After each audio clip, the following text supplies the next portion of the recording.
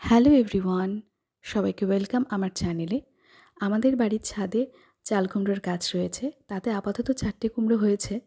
আজ একটা কেটে রান্না করব, আর 3টে থাকবে।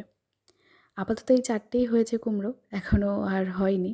এই দেখো, এই কুমড়োটা পেরে নিয়েছি, এর অর্ধেকটা কেটে ডালে দেব, আর এই যে এই পোর্শনটা মানে এই চাল কুমড়োর বুকগুলো দিয়ে বড়া ভেজে নেব।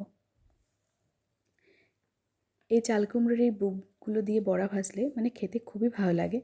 তাই প্রথমে দেখো আমি এগুলো এই রকম কুচি কুচি করে কেটে নেব।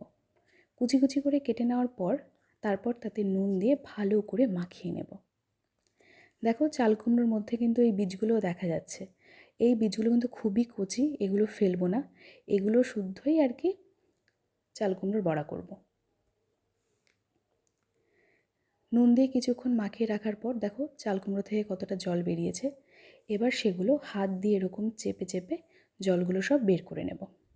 জলগুলো এবার বের করে নেওয়ার পর তাতে পরিমাণ মতো নুন, হলুদ দিয়ে আর তার সাথে চালের গুঁড়ো দিয়ে ভালো করে মাখিয়ে নেব।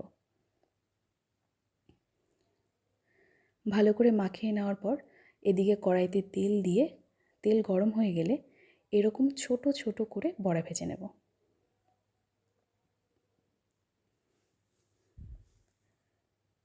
তোমাদের যদি এই রান্নাটা ভালো লাগে প্লিজ আমার চ্যানেলটা সাবস্ক্রাইব করে দিও। এবার বড়াগুলো উল্টে দেব।